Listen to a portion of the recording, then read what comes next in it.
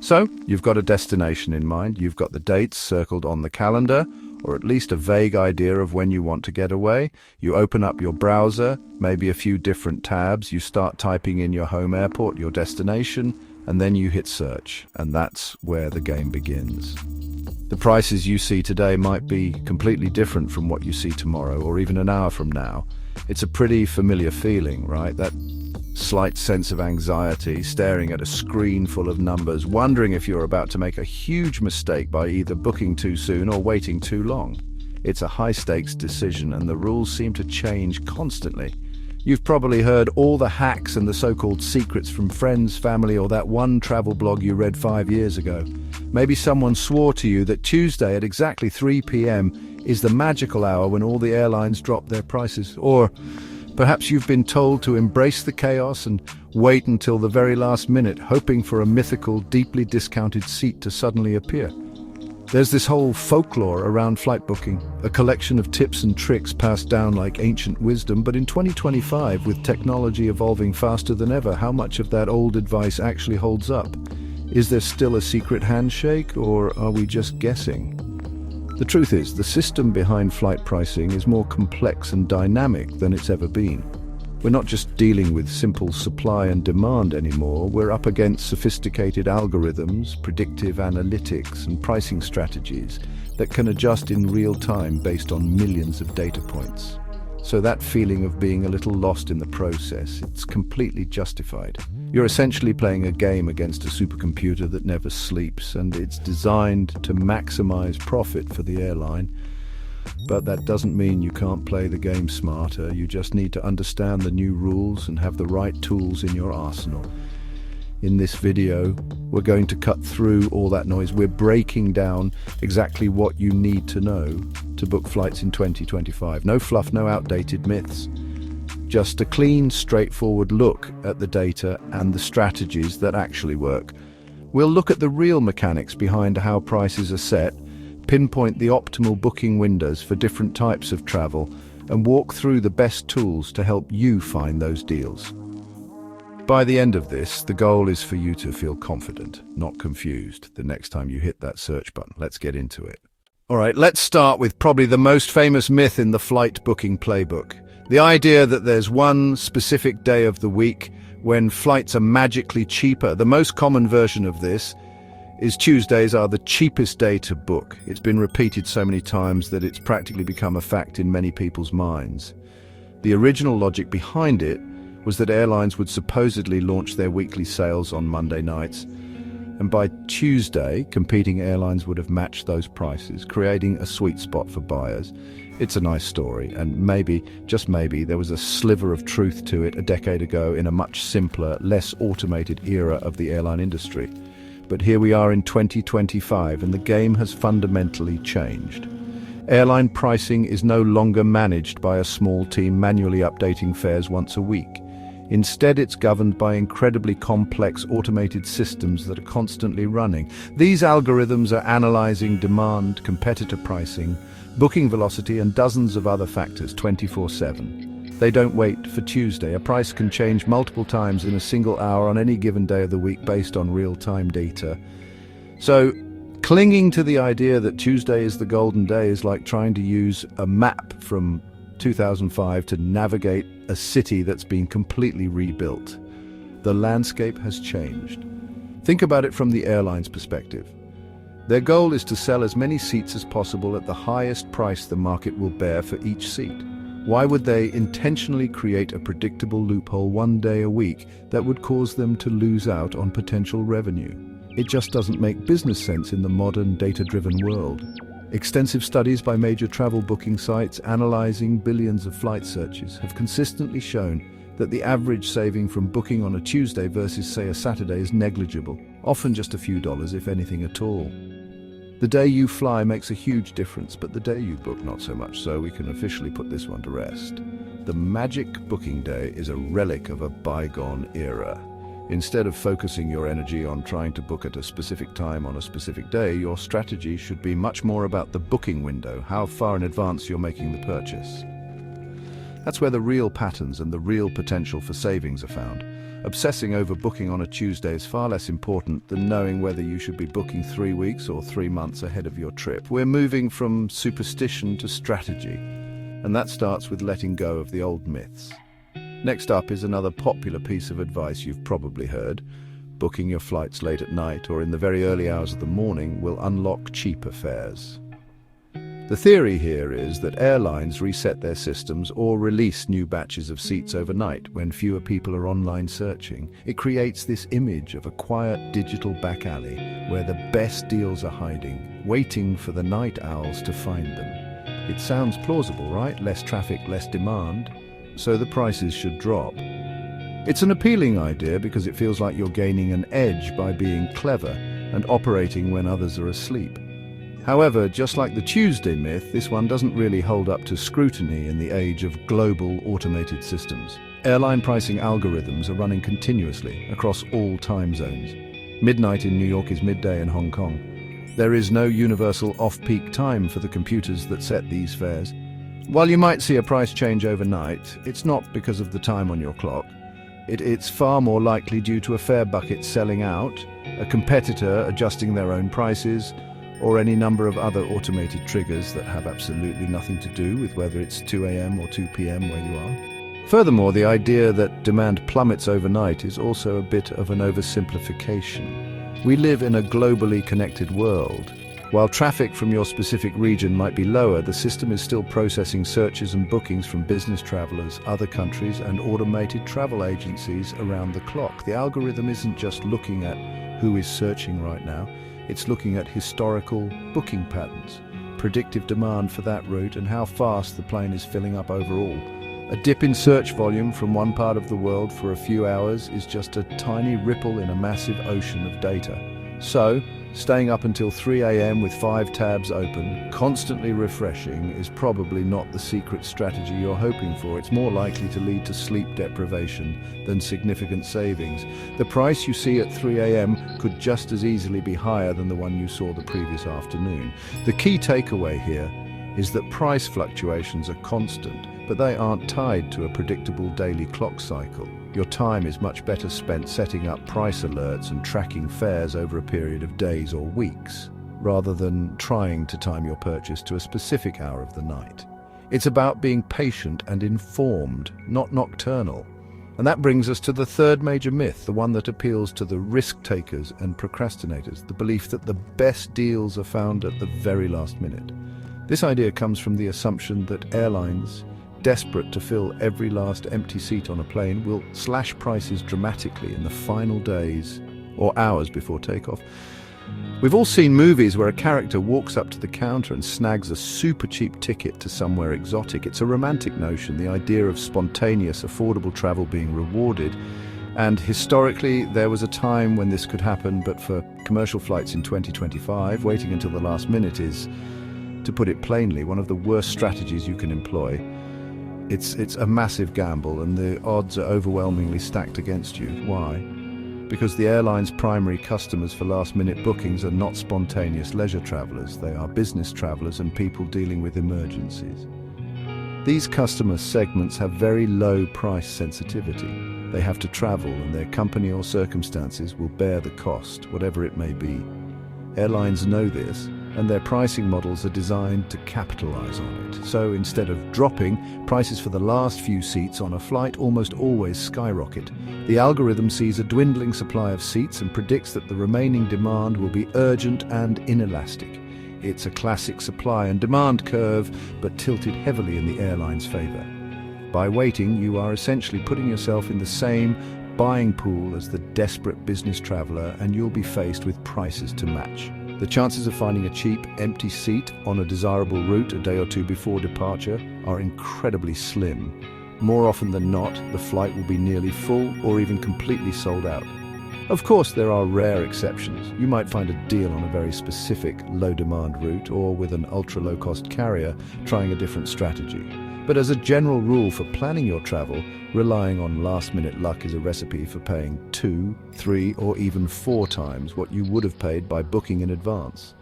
The age of the widespread, super-cheap, last-minute flight deal is largely over. The much more reliable path to saving money is planning ahead and understanding the optimal booking window, which is exactly what we're going to break down next. The gamble is almost never worth the risk. So if the myths are busted, what actually works? It all comes down to timing your purchase within the ideal booking window. This is the period where fares for a flight are typically at their lowest point before they start to climb. Let's start with domestic flights, trips within your own country. For these, the data consistently points to a sweet spot for booking. It's not a single day, but rather a multi-week period. Generally, for a standard domestic trip in 2025, you want to be looking to book somewhere between 1 and 4 months before your departure date. That's roughly 30 to 120 days out. Why this specific window? Let's break it down. If you try to book too far in advance, say 6 months or more, airlines often haven't loaded their full range of fares yet. The prices you see might be higher, standard placeholder fares, because the airline hasn't yet started to actively manage the inventory for that flight. They have no incentive to offer discounts that far out because they have plenty of time to sell the seats. They're catering to the super planners who are willing to pay a premium for the peace of mind of having their ticket locked in so early. You're paying for certainty, not value. Then, as you enter that 1 to 4 month window, the magic happens. This is when the airline's revenue management systems are in full swing. They have good sense of initial demand, they're actively competing with other airlines on the same route, and they begin releasing various fare classes or buckets to encourage bookings and manage how quickly the plane fills up. This competition and active management is what creates the lower prices. It's the period where they are most motivated to offer attractive fares to fill the bulk of the plane before the last-minute price hikes begin.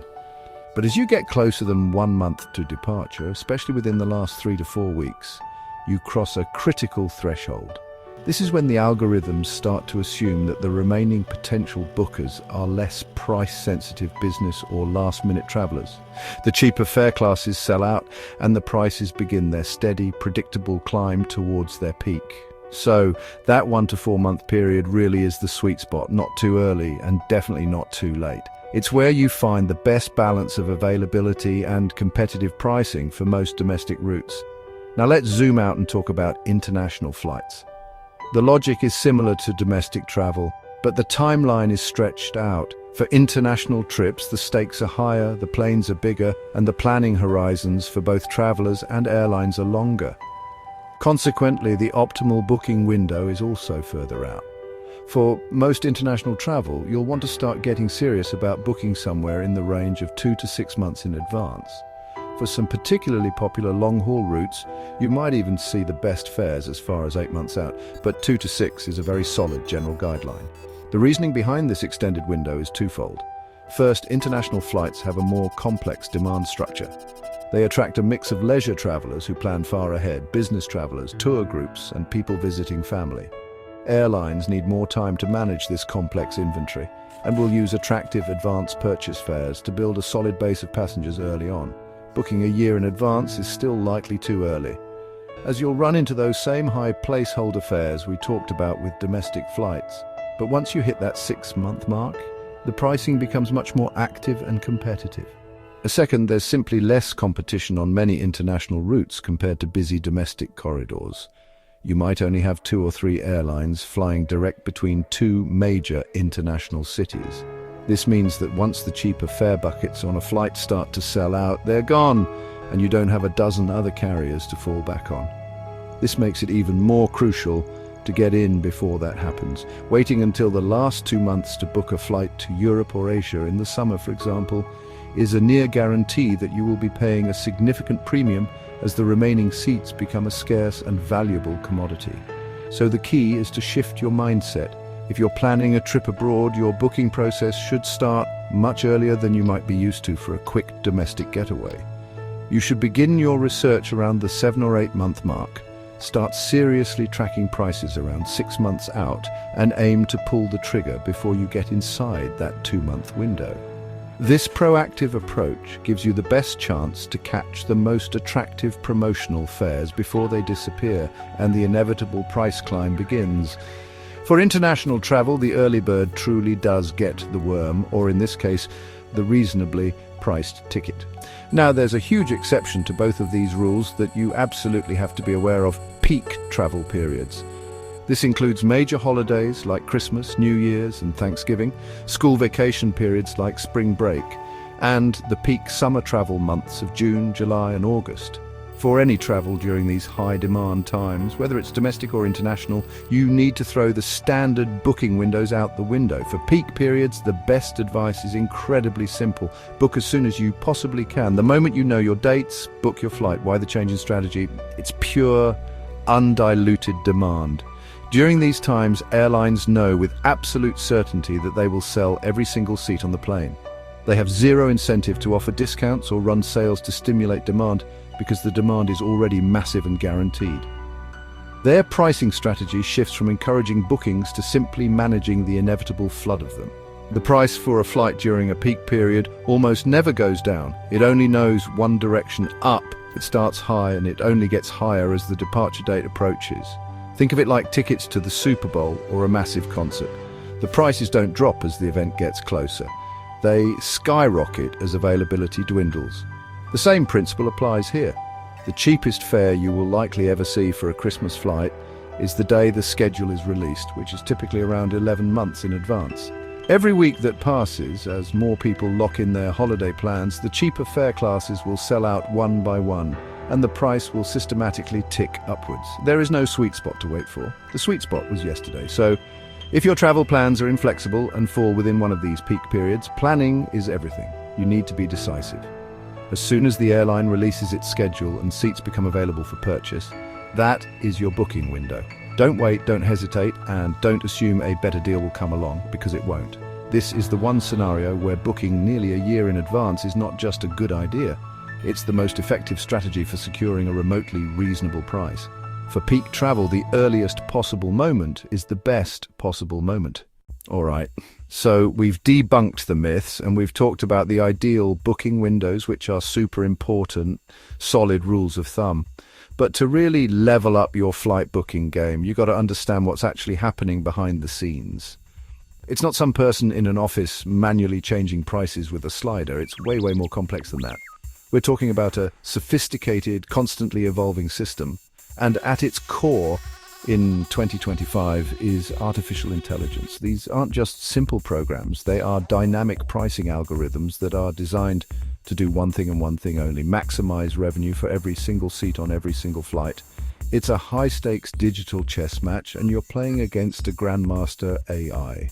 Think of it like this. Every time you search for a flight, you're essentially pinging a server that runs one of the most advanced real-time economic simulators on the planet. This AI doesn't just look at how many seats are left, it's analyzing hundreds, if not thousands, of data points simultaneously. It's looking at historical booking patterns for that specific route, what your competitors are charging right now, down to the second and even broader economic indicators. It knows about upcoming holidays, major sporting events, or business conferences in the destination city, sometimes before you do.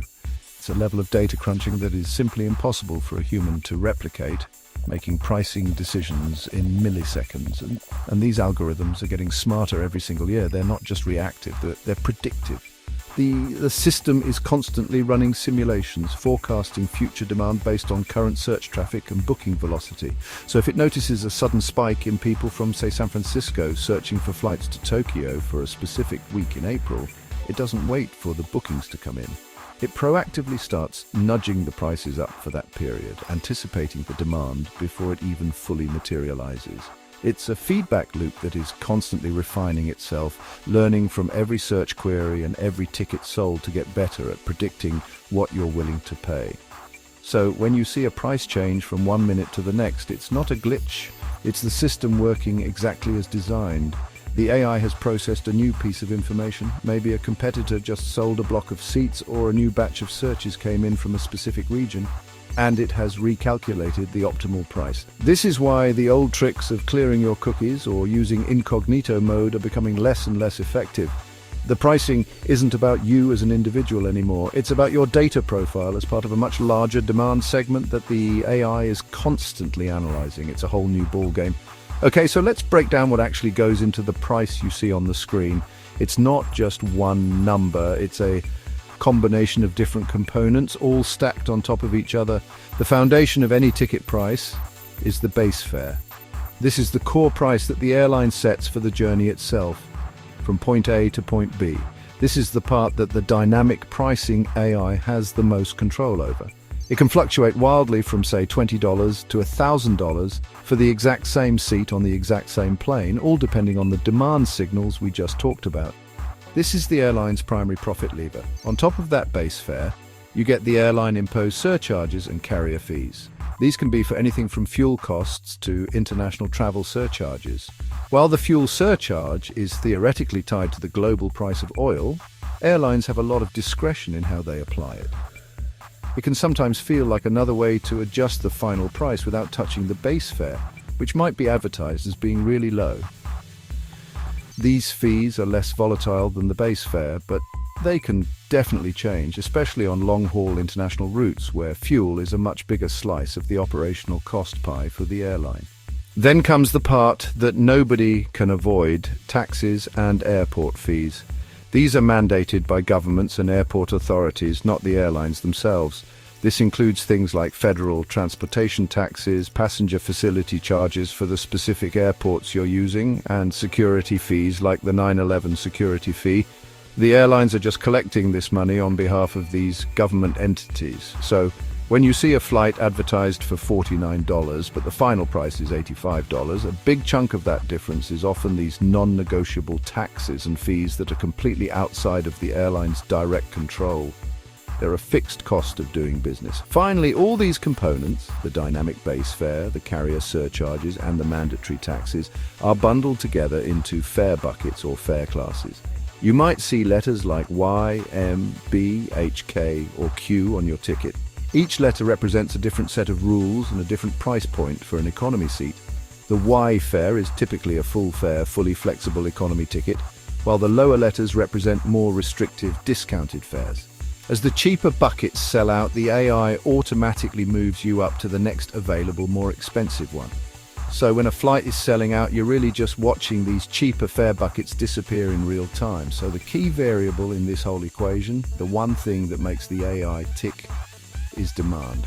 But demand isn't just one monolithic thing, it's segmented. Airlines are masters at identifying and catering to different types of travelers, and they price accordingly. First up, you have the business travelers. These are typically the least price-sensitive customers. They often book closer to the departure date, need flexibility to change their plans, and their company is usually footing the bill.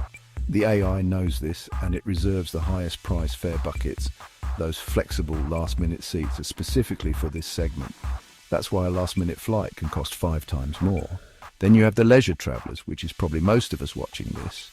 We are the opposite. We are highly price-sensitive. We plan our vacations months in advance to get the best deal, and we have more flexibility with our travel dates. We might be willing to fly on a Tuesday or a Wednesday instead of a Friday to save $100. The AI is designed to capture our business early. It offers those lower, more restrictive fare buckets well in advance to lock in a baseline of passengers for the flight, ensuring it won't fly empty. This is the group that the booking windows we talked about in Chapter 3 are really for. But there's another layer to this route popularity and time of day. A flight from New York to Orlando is going to have a completely different demand profile than a flight from, say, Omaha to Boise. The Orlando route is packed with families and vacationers, so demand will spike around school holidays. The AI for that route is trained on those patterns. A flight at 8 a.m. on a Monday between 2 major business hubs is going to be filled with corporate travelers, while the 10 p.m. red-eye on that same route might be cheaper because it caters to a more budget-conscious crowd. The algorithm prices every single flight individually based on its unique demand signature. And this is where it gets really interesting in 2025. The AI is now sophisticated enough to factor in what you could call micro-demand signals. It analyzes data from ancillary purchases on past flights. For example, if passengers on a specific route to Las Vegas tend to spend a lot on seat upgrades and extra baggage, the AI might feel confident setting a slightly lower base fare, knowing the airline will make up the revenue on those extras. It's a holistic view of the total revenue per passenger, not just the ticket price. So the system is constantly learning, adapting, and finding new ways to perfectly match the price to what each specific market segment is willing to bear. All right, so we've talked about the theory, the algorithms, and the timing. Now let's get into the practical side of things, the actual tools you'll be using to hunt down these deals. And first up, we have to start with the undisputed king of flight search engines, at least in my book, Google Flights. This isn't just a search bar, it's a powerful data machine, and understanding its core features is non-negotiable for anyone serious about saving money. It plugs directly into the airline's own pricing systems, so the data is about as real-time as it gets, giving you a clean, ad-free interface to work with. It's fast, it's comprehensive, and it's my daily driver for a reason. The beauty of Google Flights is its simplicity paired with its underlying complexity. On the surface, you just plug in your origin and destination and you get a list of flights, but the real power is in the details. The calendar view, for example, is probably its most iconic feature. Instead of picking a specific date, you can see a 2-month view with the cheapest fares for each day highlighted in green. This immediately gives you a visual landscape of pricing, allowing you to see if shifting your trip by just a day or two could save you hundreds of dollars. It's this macro-level view that turns a guessing game into a data-driven decision. But let's get more granular. The date grid and price graph tools take this a step further. The date grid shows you a matrix of prices based on different departure and return date combinations. Maybe leaving on a Wednesday and returning on a Tuesday is the magic formula. The price graph lets you visualize price trends over a longer period, showing you how the cost for your specific route typically fluctuates. This is like having your own personal market analysis, telling you if the current price is a good deal historically, or if you should probably wait. These are the features that separate the casual searcher from the strategic booker. And of course, we can't talk about Google Flights without mentioning its tracking feature. This is your passive weapon in the flight booking game. Once you've found a route you're interested in, you just toggle on track prices. Google will then do the work for you, sending you email notifications whenever the price for that specific itinerary drops or increases significantly.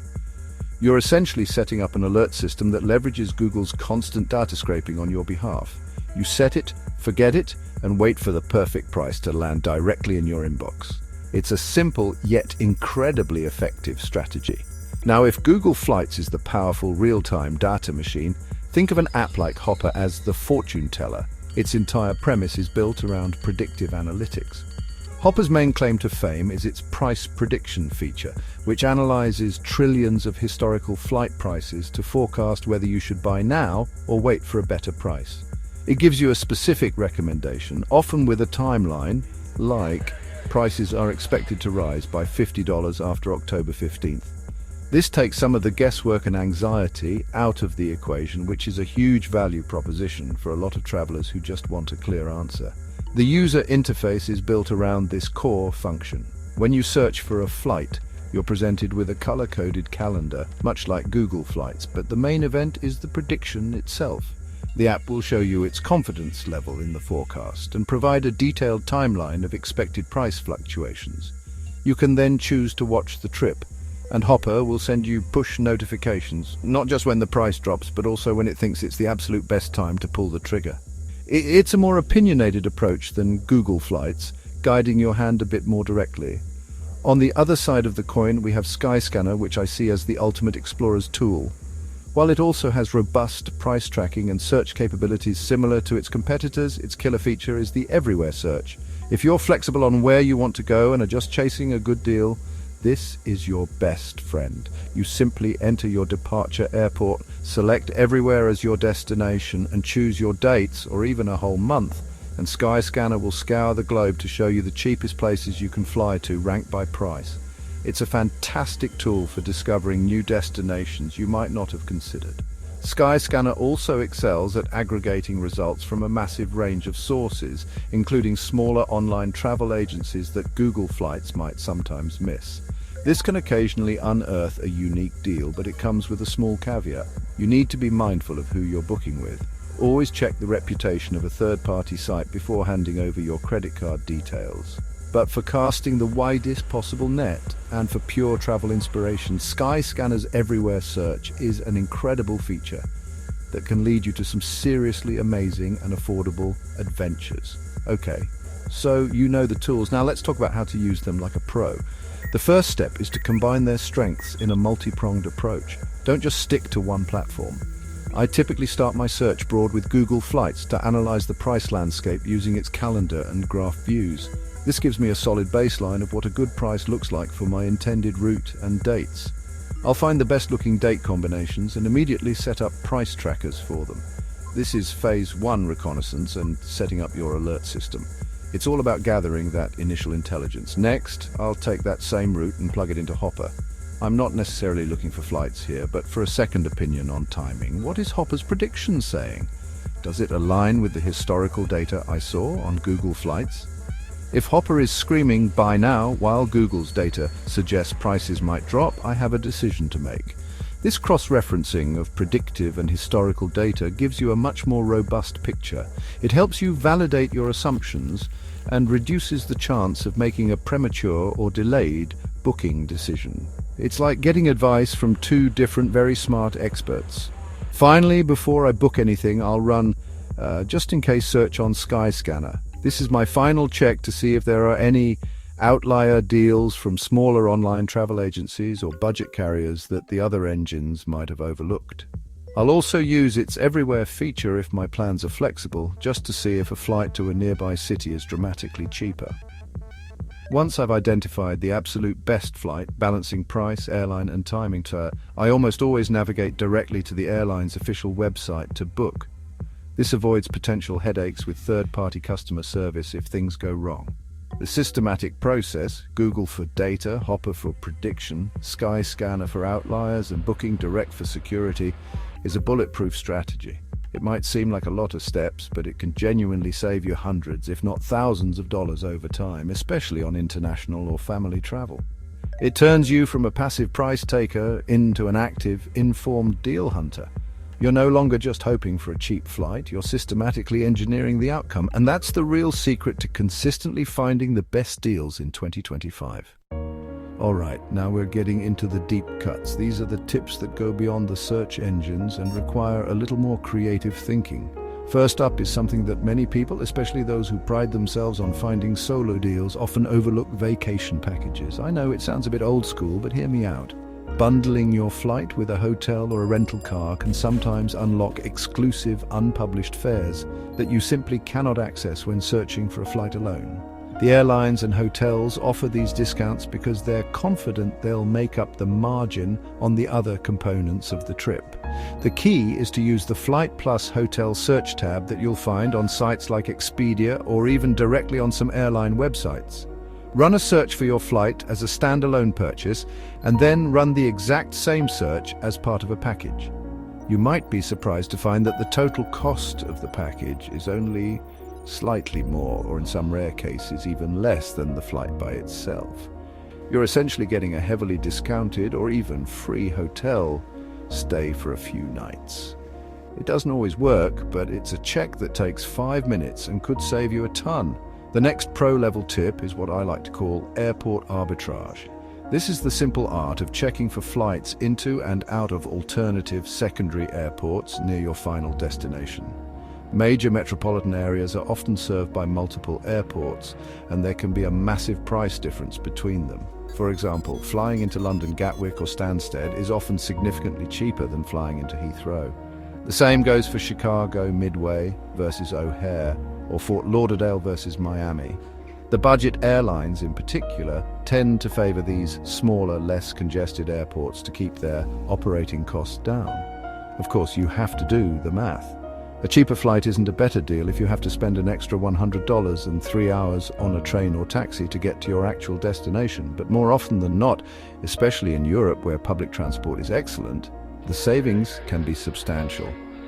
Google Flights and Skyscanner have a great feature for this, where you can enter a city code like NYC for New York, and it will automatically search LaGuardia, JFK, and Newark. Always check this box. Expanding your search radius by just 50 or 60 miles can open up a whole new tier of pricing. This next tip is so simple yet so effective. Fly midweek. It's a classic for a reason. The vast majority of leisure travelers fly out on a Friday or Saturday and return on a Sunday or Monday to maximize their weekends. Business travelers, on the other hand, typically fly out on a Monday and return on a Thursday or Friday.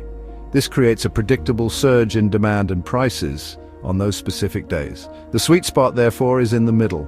Tuesdays and Wednesdays are consistently the cheapest days of the week to fly, simply because fewer people are flying on them. If your schedule has any flexibility at all, use the calendar views in Google Flights or Skyscanner to your advantage. Look for those green dates. Shifting your departure from a Friday to a Wednesday could easily cut your fare by 20 to 30%. Even flying on a Saturday can sometimes be cheaper than a Friday, as you're avoiding the Friday evening rush of weekend travelers. The same logic applies to the time of day. The first flight of the morning and the last flight at night, the so-called red-eye flights, are often cheaper because they're less desirable. Being willing to fly at these off-peak times is a guaranteed way to save. Now, for a more macro-level tip, pay attention to global events and currency fluctuations. Airline pricing is incredibly sensitive to demand, and major global events can cause that demand to plummet or spike unexpectedly. This could be anything from a major sporting event like the Olympics driving prices sky high, to a political incident or a natural disaster causing prices to a specific region to drop. While you can't predict these, being aware of them can help you snatch a deal. For example, if a country's currency weakens significantly against your own, your purchasing power there increases, and airlines may lower fares to stimulate tourism.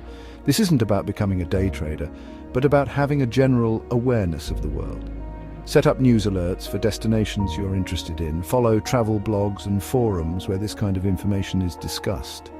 If you notice a destination is suddenly getting a lot of negative press, it might be an unfortunate but opportune time to check for flight deals, assuming it's still safe to travel. This is an advanced strategy, but it's how the most dedicated deal finders play the game, capitalizing on market dynamics that the average traveler completely ignores. Okay, here's a final powerful strategy that many people never even consider: mixing and matching airlines. For decades, we've been conditioned to book round-trip tickets with a single carrier. It's simple, it's convenient, and it used to be the only way to get a decent price, but that's no longer the case. In today's market, booking two separate one-way tickets, one for your departure on one airline and one for your return on a different airline, can often be significantly cheaper than a traditional round trip. This is especially true on competitive domestic routes and in regions with lots of budget carriers like Europe and Southeast Asia. The reason this works is that you can cherry-pick the best price for each leg of your journey independently. Maybe a Spirit has a super cheap flight out on Tuesday morning, but their return flight on Sunday is expensive. Meanwhile, United might have a reasonably priced flight back on that Sunday. By booking two one-ways, you get the best of both worlds. Search engines like Google Flights and Skyscanner are great at this. They often have a feature that will automatically search for these hacker fares or mix and match options for you, combining carriers to construct the cheapest possible itinerary. This strategy does come with a couple of important warnings, though. First, be mindful of your baggage. If you're flying out on a budget airline that charges for carry-ons and back on a legacy carrier that includes them, you need to factor that into your total cost. Second, and more importantly, if your outbound flight is cancelled or significantly delayed, the second airline for your return trip has no obligation to help you. Since you booked two separate tickets, they are two separate contracts. This strategy is best for trips where your schedule has some buffer or where the savings are significant enough to justify the small risk. Ultimately, unbundling your itinerary is about breaking free from traditional booking habits. It's about seeing a trip not as a single product, but as two distinct components that can be optimized separately. By doing a little extra research and comparing one-way fares across different airlines, you can often construct a trip that is not only cheaper, but also better fits your schedule. It's an extra layer of complexity, for sure, but the potential savings make it a crucial tool in the arsenal of any serious traveler looking to maximize their budget in 2025 and beyond. So there you have it. That's the full playbook for finding the best flight deals in 2025. It's not about some secret magic trick or a single website that has all the answers. It's about understanding the system. It's about knowing that the old myths of booking on a Tuesday or clearing your cookies are just noise. The real game is played by understanding the booking windows, leveraging powerful tools like Google Flights and Hopper, and applying smart strategies like checking alternate airports and mixing airlines. It's a game of data, timing, and flexibility. The key takeaway is this: You have to be an active participant in the process. The best deals don't just fall into your lap. You have to hunt for them. Set up price alerts and let the technology do the passive work for you. Be flexible with your dates and even your destination if you can, because that's the single biggest lever you can pull to lower your costs. And don't be afraid to spend an extra hour cross-referencing between different platforms and strategies. That 1 hour of research can translate into hundreds of dollars in savings, which means more money left over for the actual trip. Ultimately, travel is about the experience, and finding a great flight deal is the first step in making that experience even better. It removes a layer of financial stress and empowers you to travel more often, more adventurously, and more intelligently. The power is genuinely in your hands now, more than ever before, with more data and more tools available to the average person than any travel agent could have dreamed of just a couple of decades ago. So use them, experiment with them, and find what works for you. Thanks for watching. I hope these tips help you score some amazing deals on your next adventure. Safe travels, and I'll see you in the next one.